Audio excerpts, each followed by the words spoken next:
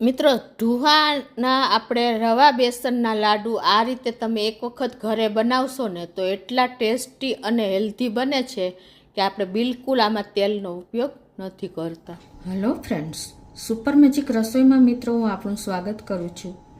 આજે હું રવો અને ચણાના લોટના એટલે કે બેસનના ઢુહાના લાડવા બનાવશું, જે એકદમ હેલ્ધી અને ટેસ્ટી બને છે, કોઈ પણ જાતના તેલનો ઉપયોગ કર્યા વગર.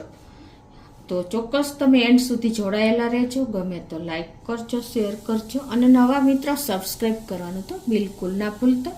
બાજુમાં રહેલ બેલ આઇકનને પણ પ્રેસ કરી દેજો, જેથી કરીને લેટેસ્ટ વિડીયોની માહિતી મળતી રહે. અને હાઈપ બટનને પણ પ્રેસ કરજો, એટલે અમુક પોઈન્ટ્સ અમને લોકોને મળતા રહે. તો હવે ઇન્ગ્રેડિયન્ટમાં આપણે 1 કપ રવો લેશું, એની સામે 1 કપ બેસન એટલે કે ચણાનો લોટ મેં અત્યારે લીધો છે, અને 1 કપ આપણે સાકર લેશું, સૂકો મેવો છે અને ઘી છે. તો બનાવવાનું ચાલુ કરીએ. આપણે સાદા લાડવા તો બહુ બનાવ્યા છે, તળીને ફ્રાય કરીને, એમાં આપણે હેલ્ધી એકદમ નથી બનતા. તો આજે હું તમને આપણે ઘરે જ ઢુહાના લાડવા કઈ રીતે બનાવે એનો આઈડિયા શેર કરું છું. તો પહેલાં તો આપણે જે આ 1 કપ બેસન એને મેં ચાળી લીધો છે, અને એની સામે આપણે 1 કપ રવો નાખી દેશું. આ બેયને મિક્સ કરી લેવાના છે, અને આમાં આપણે 2 ચમચી જેવું ઘીનું મોણ નાખી દેશું. તેલનો આજે આપણે બિલકુલ ઉપયોગ નથી કરતા, તો એકદમ હેલ્ધી લાડવા અને ટેસ્ટી બનશે.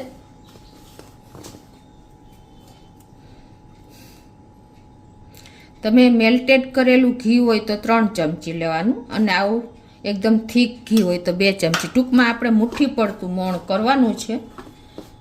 તો આ રીતે આપણે મિક્સ કરી લેશું. આ લાડુ મિત્રો આપણે તેલમાં ફ્રાય નથી કરવા, એટલે કે ઢુસાના લાડવા કહેવાય છે, જે ગામડામાં ખાસ બને છે અને માણસો સ્પેશિયલ પ્રોગ્રામ કરી અને ખાવા જાય છે. પણ આજે હું તમને ઘરે કઈ રીતે બનાવવાની એની એકદમ ઇઝી ટ્રીક શેર કરું છું.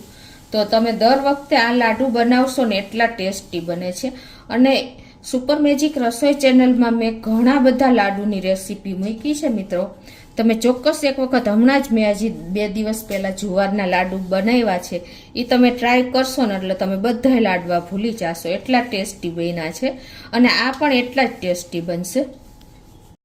તો આ રીતે જો આપણે ઘીનું મોણ દઈ દીધું છે. તમારે થોડુંક ચડિયાતું મોણ દેવું હોય ને તો આ રીતે આપણે જો મુઠ્ઠી પડતું ટૂંકમાં મોણ દેવાનું છે, આ મુઠ્ઠી ભાંગી જાય ને એવું, તો જ તમારા લાડવા એકદમ મોઢામાં મૂકતા જ મેલ્ટ થઈ જાય ને એટલા બને છે. એકદમ સોફ્ટ લાડુ બનશે. આ અમુક બાબતનું તમે ધ્યાન રાખશો ને તો તમે આ લાડુ ખાતા નહીં ધરાવ ને એટલા ટેસ્ટી બનશે. હવે આપણે આમાં લોટ બાંધવાનો છે. તો સેજ હુંફાળું પાણી લઈને લોટ બાંધવાનો, એટલે તમારું એકદમ સરસ તૈયાર થઈ જશે. હવે આ રીતે આપણે એકદમ કઠણ લોટ બાંધવાનો છે.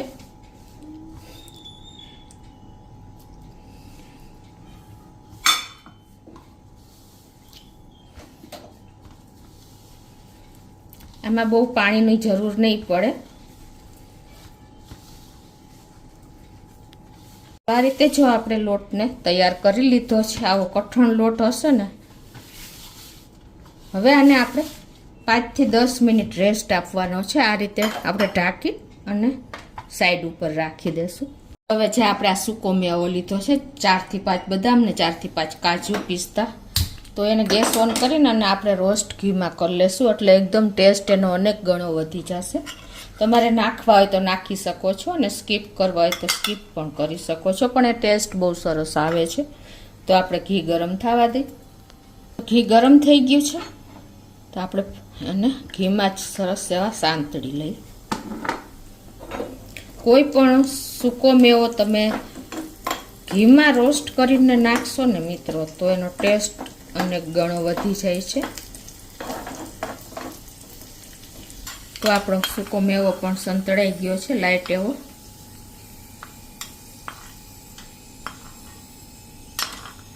અને હવે આ ઘી ગરમ છે ને એમાં જ આપણે કિસમિસને પણ સાંતળી લેશું. ગેસ ચાલુ કરવાની જરૂર નથી.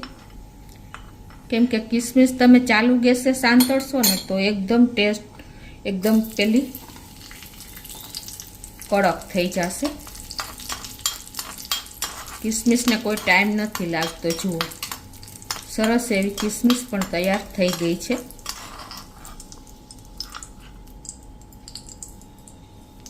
હવે જો આને આપણે રેસ્ટ આપ્યો ને એને 15 મિનિટ જેવું થયું છે એટલે આપણો રવો પણ સરસ એકદમ પોહી ગયો છે.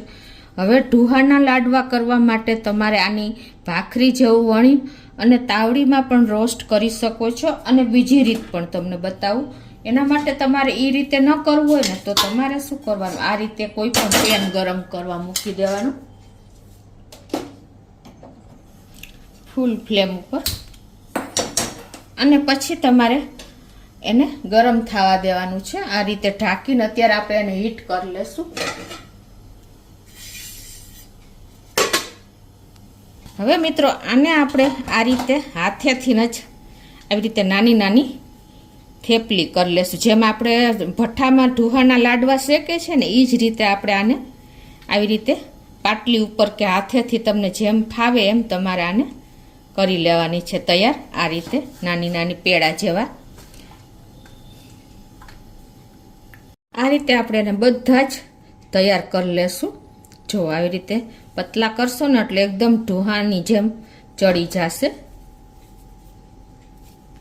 હવે આ રીતે તમારે ગોળ આવી રીતે કરી પછી તમારે વચ્ચે એને હોલ કરી દેવાનો એટલે એકદમ કૂક થતા વાર નહીં લાગે. જો આ રીતે બધામાં તમારે વચ્ચે હોલ કરી દેવાનો.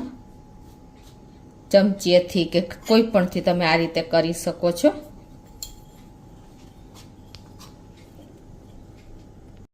હવે આપણે જે આ પેન ગરમ કરવા મૂક્યું છે ને એને એકદમ પ્રી હીટ થઈ ગયું છે. તો એની માથે તમારે આવી રીતે જારો હોય ને આપણે જે ઘઉંનો હવાલો એ રાખી દેવાનો. ટૂંકમાં કોઈ પણ જારીવાળું વાસણ તમારે આ રીતે આપણે રાખી દેવાનું છે. અને એમાં જે આપણે આ વાયરા છે ને ઢુહા કહેવાય આને તળપદી ભાષામાં, જે ગામડામાં આ રીતે લાડુ બનતા હોય છે ભઠ્ઠામાં શેકીને, પણ આપણે અહીંયા ઘરે ભઠ્ઠો ન થઈ શકે એટલે આ રીતે તમારે એને સેટ કરી દેવાના છે થોડે થોડે ડિસ્ટન્સે. અને ગેસની ફ્લેમ આપણે સ્લો ટુ મીડિયમ રાખી અને આને આપણે કૂક કરી લેવાના છે.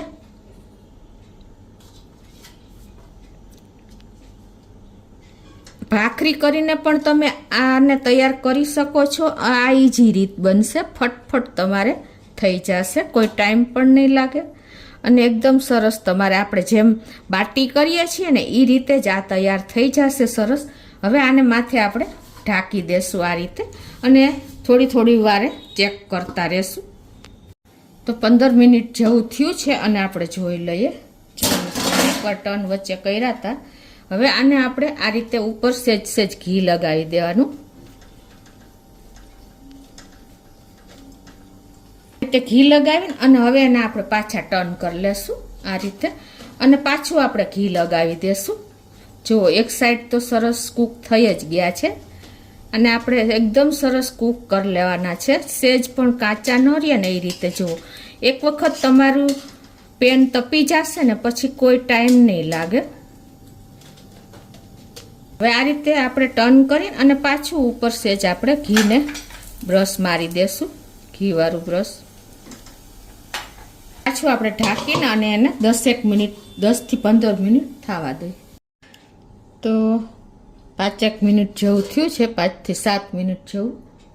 અને જો આપણે એકદમ સરસ બધા જ આપણા ઢુહા કહેવાય એ શેકાઈ ગયા છે એકદમ. જો છે ને, તો હવે એને આપણે ટોટલી આપણે 20 મિનિટ જેવું થયું છે. તો એને આપણે એક પ્લેટમાં કાઢી અને એને આપણે ભૂકો કરીને ઠંડા થાય પછી ભૂકો કરશું. હા, તો હવે જો આ ઠંડા થઈ ગયા છે તો એને આપણે આ રીતે જ હાથેથી ભૂકો કરી લેશું.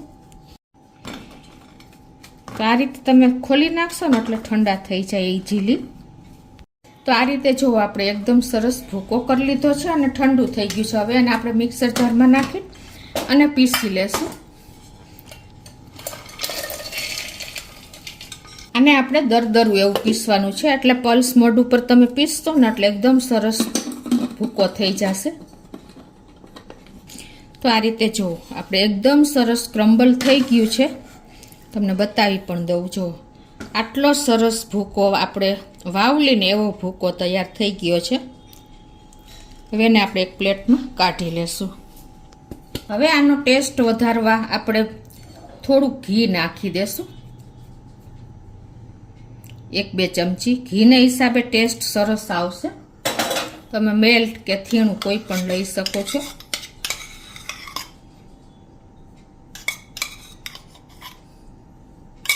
અને એને આપણે મિક્સ કરી લેશું. હાથેથી પણ તમે કરી શકો છો. હવે આપણે એક વાસણમાં તમે ડાયરેક્ટ સાકર પણ મિક્સ કરી શકો છો અને ચાસણી કરીને પણ કરી શકો છો. તો અત્યારે હું ચાસણી નહીં પણ મેલ્ટ કરીને કરું છું. તો 1 કપ આપણે સાકર લીધી છે, 2 કપ આપણે લોટ લીધો હતો, એની સામે આપણે 1 કપ સાકર લીધી છે, 1 કપ બેસન ને 1 કપ રવો હતો, તો એની સામે આપણે અડધો કપ જેવું પાણી નાખી દેશું, ડૂબે એટલું. અને આને આપણે મેલ્ટ કરી લઈએ. ચાસણી નથી કરવાની, પણ મેલ્ટ થઈ જાય ને સેજ ચીપચીપી થાય ને એટલી જ આપણે ઓગાળવાની છે. આ ઘી આપણે હાથેથી જ મિક્સ કરી લઈએ. મેં હજી મિક્સ નથી કર્યું. તો આ રીતે તમે મિક્સ કરશો ને એટલે એકદમ સરસ તમારા લાડુમાં અનેક ગણો ટેસ્ટ વધી જશે. આમાં આપણે બિલકુલ તેલનો ઉપયોગ નથી કર્યો, પણ ઘીને હિસાબે તમે જેટલું ઘી એડ કરો એટલો ટેસ્ટ વધે છે. હવે આમાં આપણે ઘી તો નાખી દીધું, પણ તમે જો અનુકૂળ હોય તો તમે મિલ્ક પાવડર મિક્સ કરી શકો છો. અત્યારે મેં 1/4 કપ જેટલો એટલે કે 4 ચમચી જેવો મિલ્ક પાવડર લીધો છે, એને આપણે આમાં નાખી દેશું. આનાથી તમે એકદમ સરસ ટેસ્ટ આવે છે. તમે એક વખત ચોક્કસ ટ્રાય કરજો. તમે જે લોટ આપણે બાંધ્યો ને ત્યારે પણ તમે મિક્સ કરી શકો છો, પણ આ રીતે મિક્સ કરશો ને તો બહુ વધારે ટેસ્ટ આવે છે. તો જો આ રીતે આપણે મિલ્ક પાવડરને પણ મિક્સ કરી લીધું છે અને એકદમ સરસ આપણું ટેક્સચર જુઓ. આમાં બિલકુલ તેલનો ઉપયોગ નથી થયો અને આપણે એકદમ હેલ્ધી લાડુ બનાવ્યા છે. તમે આ રીતે બનાવશો ને તો એકદમ આ ગરમીમાં તમે આરામથી ખાઈ શકશો. અને આ બાજુ આપણી ખાંડ પણ મેલ્ટ, સાકર પણ મેલ્ટ થઈ ગઈ છે. હવે આપણે ગેસને બંધ કરી દેશું. જો આવી રીતે તમારે ચીપચીપી થાય અને મેલ્ટ થઈ જાય ને આપણી સાકર, એટલી જ કરવાની છે. ટૂંકમાં આપણે તાર નથી કરવાનો. હવે આપણે આને, આ ગરમ છે તો ચમચીથી આપણે આ રીતે નાખતા જાશું અને હલાવતા જાશું. આ રીતે જો આપણે ખાંડ ઓગાળેલી નાખી દીધી છે, મેલ્ટ કરેલી. અને હવે એમાં 2 એલચીનો પાવડર નાખી દઈ. તમે જાયફળ નાખવું હોય તો જાયફળ નાખી શકો છો. કોઈ પણ સૂકો મેવો જે આપણે સાયંતળો છે એ પણ નાખી દઈ. અને હવે આના આપણે લાડુ વાળી લેવાના છે. તો તમને જે સાઈઝ ગમતી હોય એ પ્રમાણે તમારે લાડવા વાળી લેવાના છે. આ રીતે